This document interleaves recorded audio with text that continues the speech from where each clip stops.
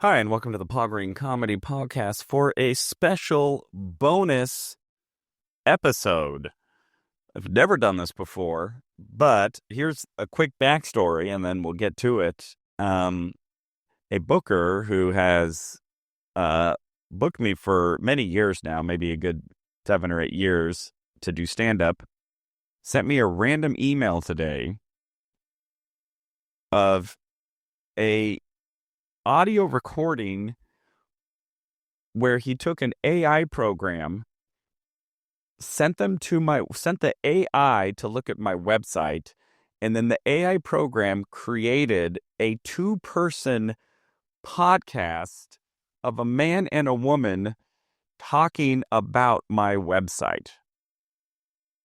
It blew my mind of how real it sounds and how this AI is able to go through my website and make all of these assumptions and discussions about my comedy just based off of my website. So it was pretty incredible. And so I just thought it would be fun to do a bonus episode of the Paul Green Comedy Podcast where it's not me at all. This is computer-generated AI talking about my comedy based off of my website, paulgreencomedy.com. I hope you enjoy. All right, welcome to another deep dive. And today, we're going to get into comedian Paul Green. Oh, fun. You want to know more about him, right? And luckily, we've got his website. Oh, excellent. So we are getting the story straight from the source. Yeah, and it's a very interesting story right off the bat. It is. He describes himself as just a weird, funny, quirky stand-up comedian. Okay, simple enough. But let's maybe unpack that a bit. Yeah, it's definitely catchy, like a tagline. But as we know, every comedian wants to stand out. Right. It makes you wonder how much of this is, the real Paul Green versus like a very carefully constructed persona. Exactly. And to understand that, we need to think about, the business of comedy.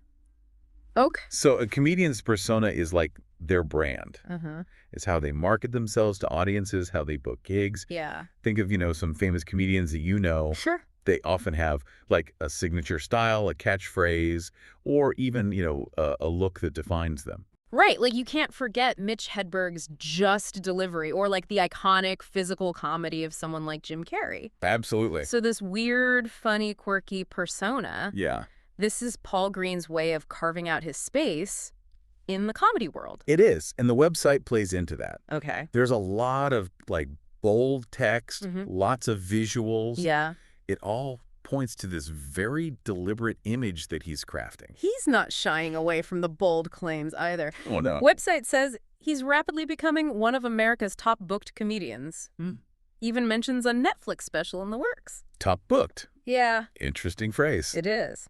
It does sound impressive. Sounds good. But how do you measure that? Right. Is it the number of shows? The size of the venues?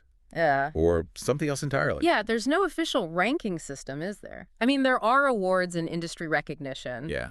But top booked feels very subjective. It does, and that's where I think our critical thinking comes in. Yeah, As we go through the website, we should look for evidence to back up some of these claims. I'm ready to be skeptical. So He had me at the joke about how, you're only going to be able to see him on Netflix soon for free, assuming you're still hijacking your ex-roommate's password. Right. That's a great example of how humor Oh, yeah. can be used really effectively to connect with an audience. It's good. It's relatable, it's self-deprecating, Yeah. and it subtly kind of reveals something about his target audience. Makes you think, oh, this guy gets me. Yes. Playing to like a younger crowd who Oh, stream everything. right. Yeah.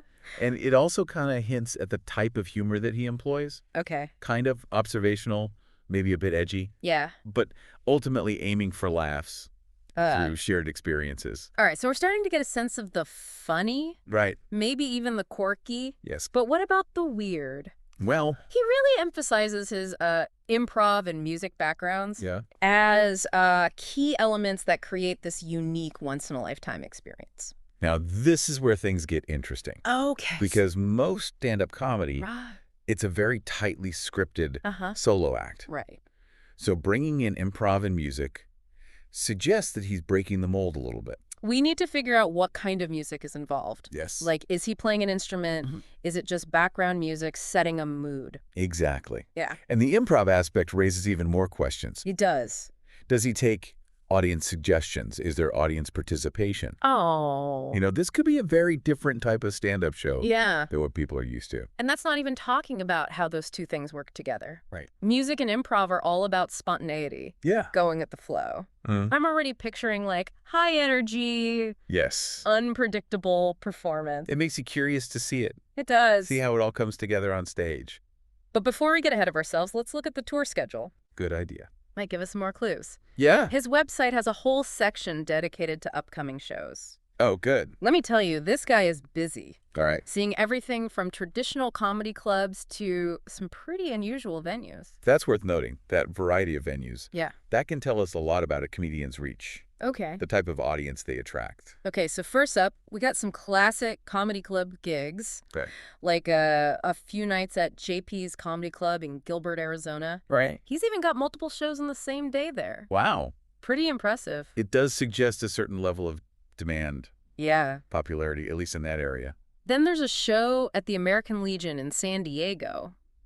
Okay. That's a different vibe than a comedy club. It is. It could be a more intimate setting, Yeah. maybe appealing to a slightly older crowd. Then there's this one that caught my eye. What's that? Manic Mondays in Vegas. Manic Mondays in Vegas. What is that all about? Definitely sounds intriguing. Makes you wonder if it's like a themed show, a recurring event, or maybe even residency of some sort. And we're just scratching the surface. Oh, wow. There are wineries, theaters, even private events listed. That diversity of venues is interesting. Yeah. Could indicate that he's adaptable, or able to tailor his act to different audiences and settings. Or maybe he's still trying to figure out where he fits in. Well, that's the journey Yeah. for a lot of comedians, right? Finding your voice, finding your audience, Yeah. and ultimately your place on stage. All right, so we've gotten a glimpse of Paul Green Yes. through his website, Self-Proclaimed Persona, Uh-huh. and his packed tour schedule. Right. But what does it all mean? It means we've got a lot more to unpack. I agree. I think his claim of being, weird, funny, quirky is intriguing. Uh-huh. But we need to dig a little deeper into those individual elements Yeah. to really understand his comedic style. We need to separate the marketing hype from the reality of his act. The website is a starting point, Yeah. but the real test Yes. will be seeing if he can deliver on those promises on stage. Exactly. So stick with us Yes. as we continue our deep dive into the world of Paul Green. So we've established that Paul Green is like crafting an image. Yeah. But the question is, what kind of comedy is he actually doing? Okay, yeah. The website gives us these 3 words. Weird, funny, quirky. Right. But what does that even mean in the context of stand-up comedy? Well, humor is a complex thing. It is. There are so many styles and subgenres. Right. And what one person finds hilarious, Yeah. another might find totally cringeworthy. True. Like, I love dry, sarcastic humor. Yeah. But I know people who just can't stand it. Right. So how does weird, funny, quirky translate into actual jokes and routines? That's where things get interesting. Okay. I think Green's emphasis on weird Yeah. suggests he might be tapping into absurdist humor. Okay. Think Monty Python or even some of Zach Galifianakis' work. Right. It's about defying expectations, Okay. embracing the nonsensical. So we're talking unexpected twists, Yes. bizarre scenarios, things that don't make logical sense but somehow still get a laugh. Exactly. And it often plays with the audience's intelligence a little bit. Yeah. You have to kind of be in on the joke to really get it, Yeah. which can create a really cool sense of shared experience Yeah. between the comedian and the audience. Okay, that makes sense. But how does quirky fit into all of this? Right. Good question. Quirky often suggests a unique perspective, Uh-huh. an offbeat way of looking at the world. Okay. Think of someone like Maria Bamford. Okay. She finds humor in these, like, very mundane Yeah. details of everyday life. Yeah. But she does it in a way that just feels fresh and unexpected. So Paul Green is taking these observations and adding a layer of absurdity. It's possible. Okay. And that's where I think the improvisation element Right. could really come into play. Yeah. Improv's all about being in the moment, Uh-huh. reacting to the unexpected, Yeah. and finding humor in the unknown. Right. And if he's incorporating music, Yes, it adds a whole other layer absolutely. of complexity. Music can set a mood, create a rhythm, Yeah. and even heighten the emotional impact of a joke. Right. Like, think about how, like, a well-timed musical cue Yes. can make a funny moment even funnier. Or even a sudden shift in music Yes. can create a sense of surprise or tension that leads to a big laugh. This is starting to sound like a really dynamic Yes. and layered comedic experience. It is, and it's a good reminder that stand-up isn't just about telling jokes. It's not. It's about creating this performance, Uh-huh. creating a world that the audience can enter into, Yeah. experience alongside the comedian. Okay, but let's be realistic for a second. Yep. We're basing all of this on the information on his website, which is essentially a marketing tool. Yeah. How do we know if he can live up to this image? That's the million-dollar question, isn't it? It is. There's always that risk with comedy, Yeah, that the reality won't match the hype. for sure. But that's part of what makes it so exciting. Right, there's an element of risk Yes. involved for both the comedian and the audience. Absolutely. You never know what you're going to get. Exactly. And that unpredictability Yeah. is part of the appeal. And that brings us back to the once-in-a-lifetime experience claim. Okay. Now, obviously, every stand-up show isn't literally a unique event. Yeah. But I think what he's trying to convey is this sense of spontaneity, Yeah. this surprise Uh-huh. that comes with improv and music. Right, the idea that no two shows will be exactly alike. Yes. And that ties back into his branding as weird, funny, quirky. Exactly. It's all about defying expectations, Mhm. keeping the audience on their toes. Precisely. And it makes you wonder if those three words are more than just like a description of his comedy. Okay. They're almost a philosophy, Mm. a way of approaching the world hmm and finding humor in the unexpected. I like that. A comedic philosophy. Yeah. Okay, so we've got a better grasp of like the potential style and influences Yes. behind Paul Green's comedy, but there's still one big piece missing. Was that? How does he use music in his act? Yes. That is a detail we need to delve into. We know he has this music background. Right. But it's vague. Yeah, yeah. Let's consider the possibilities. We were just talking about Paul Green's music background and how that might play into his stand-up. So what are some ways he could be incorporating music? Well, I mean, there are a few possibilities. Yeah. He could be using it as like a backdrop, setting the mood Yeah. for his jokes or transitions between bits. Okay. Think of it like almost like a soundtrack. Yeah. For his comedic journey. Yeah, I can see that. Yeah. Kind of like how some comedians use lighting to create a certain atmosphere. Right. But he specifically mentions a music background, Yes. which makes me think it's more than just playing pre-recorded tracks. So he could be playing an instrument himself. Okay.